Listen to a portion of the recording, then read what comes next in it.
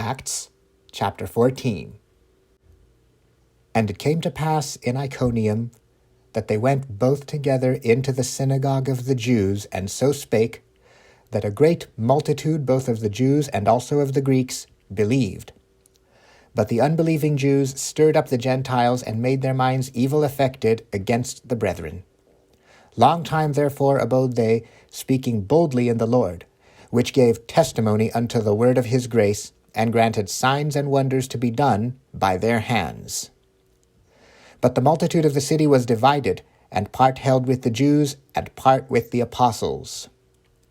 And when there was an assault made, both of the Gentiles and also of the Jews, with their rulers, to use them despitefully and to stone them, they were aware of it, and fled unto Lystra and Derbe, cities of Lycaonia, and to the region that lieth round about.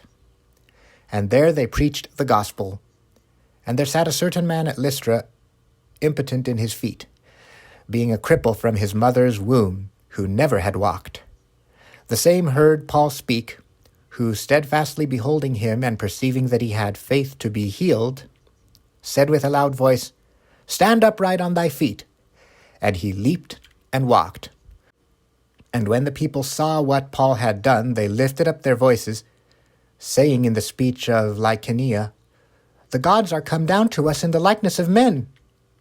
And they called Barnabas Jupiter, and Paul Mercurius, because he was the chief speaker. Then the priest of Jupiter, which was before their city, brought oxen and garlands unto the gates, and would have done sacrifice with the people, which, when the apostles Barnabas and Paul heard of, they rent their clothes, and ran in among the people, crying out, and saying, Sirs, why do ye these things? We also are men of like passions with you, and preach unto you that ye should turn from these vanities unto the living God, which made heaven and earth, and the sea, and all things that are therein, who in times past suffered all nations to walk in their own ways.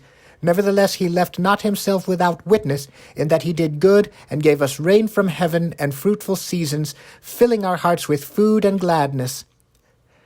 And with these sayings scarce restrained they the people, that they had not done sacrifice unto them.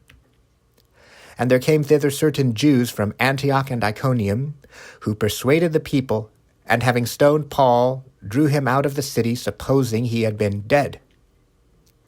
Howbeit, as the disciples stood round about him, he rose up, and came into the city, and the next day he departed with Barnabas to Derbe. And when they had preached the gospel to that city, and had taught many, they returned again to Lystra and to Iconium and Antioch, confirming the souls of the disciples, and exhorting them to continue in the faith, and that we must, through much tribulation, enter into the kingdom of God. And when they had ordained them elders in every church, and had prayed with fasting, they commended them to the Lord, on whom they believed. And after they had passed throughout Pisidia, they came to Pamphylia. And when they had preached the word in Perga, they went down into Attalia, and thence sailed to Antioch, from whence they had been recommended to the grace of God for the work which they fulfilled. And when they were come, and had gathered the church together, they rehearsed all that God had done with them, and how he had opened the door of faith unto the Gentiles. And there they abode long time with the disciples.